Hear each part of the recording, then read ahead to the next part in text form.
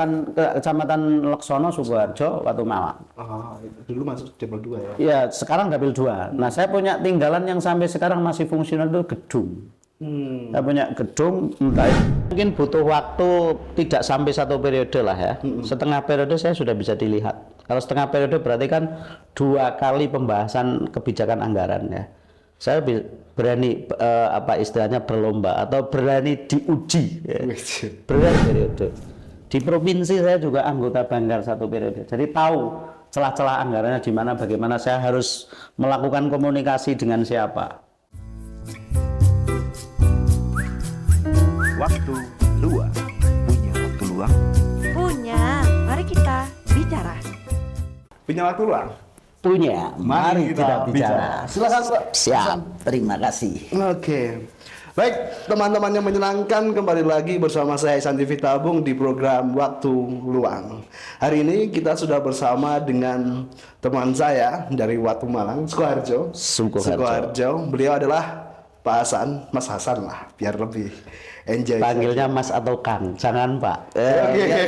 Dia. Iya, Kang Hasan. Hari ini sibuk ngapain, Pak? Saya ngajar. Ngajar? Iya. Ngajar apa ini? Ngajar di FKSP, Unsik. Unsik? Iya. Prodi Ilmu Politik. Mata kuliahnya apa? Mata kuliahnya sekarang ngampu sistem penyelenggaraan pemilu. Sistem pas momennya ini ya. Momennya pas ini, sistem penyelenggaraan pemilu. Kalau ini ngomong-ngomong sibuk apa nih akhir-akhir ini? Saya sibuk kampanye. Kampanye konsolidasi. Konsolidasi. Ya, selain ngajar saya sibuk konsolidasi kampanye. Di mana? Di Dapil 2, Leksono, Sukoharjo, Watumalang.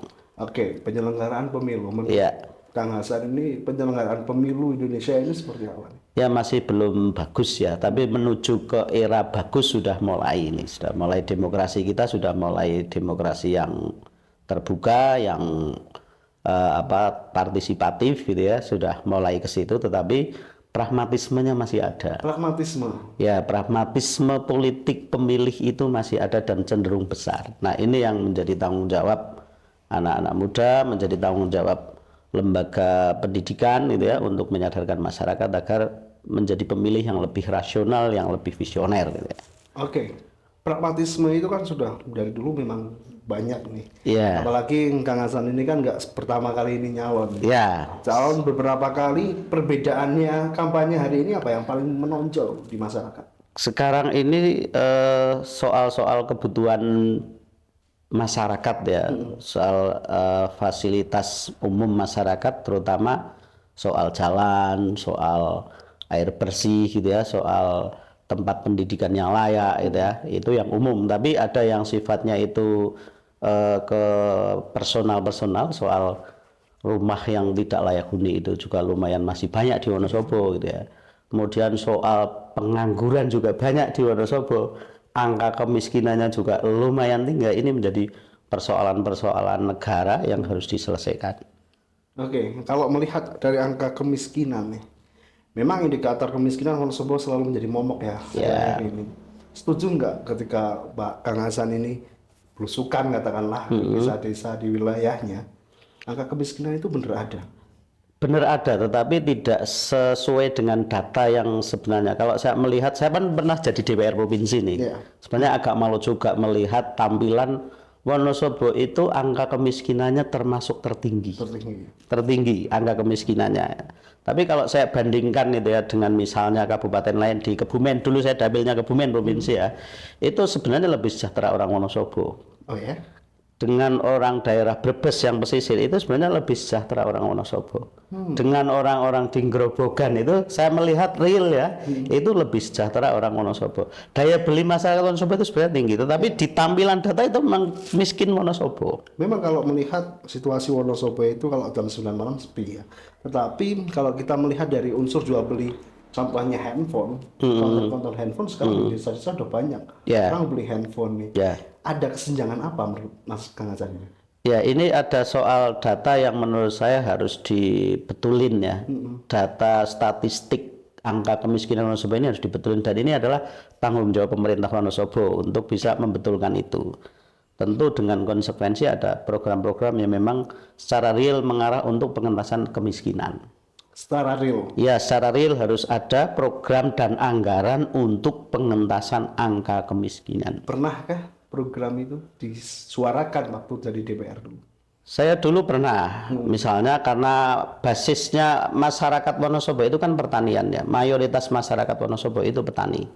Harusnya itu alokasi anggaran ya, APBD di Dinas Pertanian, Dinas Peternakan, Dinas Perdagangan, yang terkait dengan pembinaan ekonomi masyarakat itu harus lumayan gede. Nah, saya melihat kan dari tahun ke tahun kita angkanya masih sedikit ya, masih di bawah 10 miliar. Padahal Wonosobo sektor pertaniannya cukup panjang ya. Ya, banyak, lumayan banyak. Dan mayoritas masyarakat desa itu petani. Petani mayoritas. Oke, kalau kita melihat Wonosobo ini dari ujung Kejajar sampai Wadas Lintang, kita bicaranya malah Wonosobo nih. Iya, enggak apa-apa. Nanti masuk ke dapil saya lah ya. Dapil saya itu kalau saya singkat itu LAW, Leksono Sukoharjo Watu Malang ya. Saya singkat LAW. Lau, gitu. Hukum. Tagline-nya apa untuk besok maju? Ya? Untuk besok maju tagline-nya apa? Ya apa istilahnya, tagline saya ya bekerja dan berjuang untuk dapil 2 yang lebih maju dan sejahtera. Bersama Kang Hasan. Ya, bekerja dan berjuang untuk dapil 2 lebih maju dan sejahtera. Dan saya PR-nya udah di depan mata itu, ada infrastruktur jalan yang memang rusak parah, dan itu adalah jalan ekonomi, jalan utama. Saya sambil pegang rokok nggak apa-apa ya? Ya. Misalnya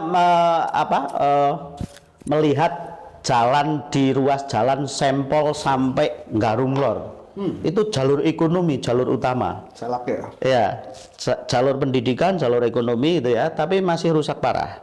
Kemudian dari Nggarung Lor tembus sampai ke Kajeksan. Itu juga masih parah. Kemudian dari Wonokerto itu ya, dari Wonokerto sampai ke Tlogo, tembus sampai ke Wonoroto Watu Malang itu ya. Itu juga rusak parah. Padahal itu jalur-jalur ekonomi, jalur-jalur utama. Artinya Kang Hasan besok mau fokus ke situ. Salah satunya, tidak fokus semua ke situ, tapi salah satunya, dan itu prioritas ya, itu prioritas. Oke, kalau kita melihat prioritas jalan nih. Ya. Sedangkan Sukoharjo menjadi salah satu desa dengan tingkat pergeseran tanah itu tinggi, Ya. retak-retaknya. Ya. Juga peduli dengan itu juga. Harus peduli. Masuk dalam satu. Ya, harus peduli, dan pemerintah Wonosobo harus memperhatikan tata ruang kawasan ya. Ada namanya RDTRK itu, rencana tata ruang kawasan kecamatan. Nah, masing-masing kecamatan itu kan konstur tanahnya beda-beda. Nah, itu yang harus diperhatikan oleh pemerintah, sehingga masyarakatnya itu secara perumahan pemukiman itu harus diarahkan juga, kemudian mata pencaharian masyarakat di lingkungan situ yang mayoritas petani itu juga harus diarahkan juga.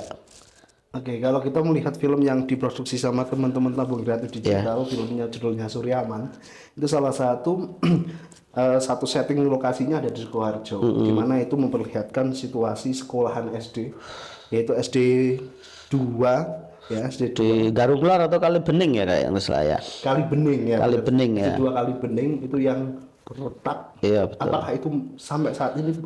Kalau kemarin teman-teman itu mengatakan sampai sekarang itu belum ada sentuhan sama sekali. Ya, itu berarti yang menyuarakan kurang kenceng. Kurang kenceng menyuarakannya dan memperjuangkannya kurang serius. Insya Allah saya kalau memang kondisinya seperti itu, tahun pertama saya bisa selesaikan itu. Oke. Ini insya Allah tidak omong kosong, karena saya dulu pernah di DPRD Wonosobo 1 periode, anggota Banggar 1 periode. Di provinsi saya juga anggota Banggar 1 periode. Jadi tahu celah-celah anggarannya di mana, bagaimana saya harus melakukan komunikasi dengan siapa. Saya paham itu, dan kalau memang kondisinya parah, retak-retak seperti itu, saya jamin di tahun pertama saya bisa menyelesaikan itu. Oke, bukan janji-janji ya. Bukan janji, bukan sekedar janji. Prioritas itu. Yang nonton bisa langsung dicatat ya. Ya. Nanti kita jalan-jalan bareng-bareng sama teman-teman Tabung Kreatif Digital, kita ke sana. Boleh. Boleh ya, Kak? Boleh. Nanti kita melihat bagaimana situasi di sana dibandingkan dengan era dulu. Ya. Sama eranya Kang Hasan ketika besok sudah jadi. Oke. Siap. Kalau saya mungkin butuh waktu tidak sampai 1 periode lah ya. Setengah periode saya sudah bisa dilihat. Kalau setengah periode berarti kan 2 kali pembahasan kebijakan anggaran ya. Saya berani apa istilahnya berlomba atau berani diuji ya. Berani uji publik dengan masyarakat khususnya Dapil 2. Ini kades-kades Dapil 2 harus cerdas. Saya ini mengajak agar lebih kreatif ya, pemangku kebijakan di Dapil 2. Apa yang dibutuhkan oleh masyarakat di Laksono, Sukoharjo, Watu Malang itu saya siap untuk mengkomunikasikan. Tidak hanya mengkomunikasikan, tapi saya siap memperjuangkan semaksimal mungkin. Dan langkah utama adalah harus ada komunikasi antar pemangku kebijakan di level desa, kemudian dengan kita di DPRD dan dengan dinas terkait. Menarik sekali. Iya, pasti kita bisa memperjuangkan itu. Tentunya harus bersama-sama. Nek dewean itu kurang top, kurang ditung kalau dewean. Iya, harus kebersamaan. Oke, beberapa kali Kang Hasan mencalonkan diri jadi dan pernah gagal, jadi pernah gagal juga. Bagi Kang Hasan, DPR itu apa sih? Ya, DPR itu tugas mulia sebenarnya, karena di situ ada nilai ibadah, nilai perjuangan. Jadi saya kalau jadi DPR itu tidak semata-mata bekerja mencari penghasilan, tidak. Tapi ada satu pekerjaan di situ kan pekerjaan yang mengharuskan kita harus cerdas ya, karena mau tidak mau harus baca. Kita baca regulasi gitu ya, kemudian kita baca situasi, kemudian kita juga harus mampu menganalisis kebijakan pemerintah, terutama kebijakan anggaran. Ini kebijakan anggaran dinas ini sebenarnya manfaatnya apa? Nah, kalau DPR nggak punya kemampuan menganalisa itu, ya udah hanya kerja aja. Kerja rutinitas ngantor itu, tapi tidak ada sesuatu yang bisa diperjuangkan untuk masyarakat. Nah, bagi saya tidak. Tagline-nya tadi bekerja dan berjuang. Bekerja dan berjuang. Iya, memperjuangkan apa yang seharusnya menjadi hak-haknya masyarakat, terutama di Dapil 2 dan di seluruh Kabupaten Wonosobo 15 kecamatan ya. Itu yang menjadi hak-haknya ya. Ini menjadi tanggung jawab kami untuk memperjuangkan. Saat ini kalau kita melihat kembali ke masa lalu ketika Kang Hasan jadi, yang sudah berhasil dirubah apa saat itu, periode itu? Saya dulu itu berpikir begini, orang kalau memperjuangkan jalan itu mudah, tapi umur jalan itu secara teknis itu enggak lama, 3 tahun 5 tahun itu udah hancur. Saya punya tinggalan yang sampai saat ini masih fungsi dan masih bagus, itu beberapa gedung di Dapil 2. Dulu Dapil mana? Kalau dulu itu Dapil 6. Dulu Dapil 6, kalau sekarang Dapil 2. Di Kecamatan Laksono, Sukoharjo, Watu Malang. Dulu masuk Dapil 2 ya? Iya, sekarang Dapil 2. Nah, saya punya tinggalan yang sampai sekarang masih fungsional itu gedung. Saya punya gedung, entah itu gedung sekolahan, kemudian gedung gedung serbaguna milik desa dan beberapa desa itu yang memang mau berkomunikasi dengan saya saat itu, mau berteman dengan saya saat itu bisa. Secara aturan boleh kok. Secara aturan boleh. Dan tinggal pinter-pinternya pemangku kepentingan desa aja berkomunikasi dengan DPR, dengan dinas, dan DPR juga harus bisa berkomunikasi lintas ya. Dengan basis harus komunikasi, dengan mitra dinas dan bupati harus bisa berkomunikasi.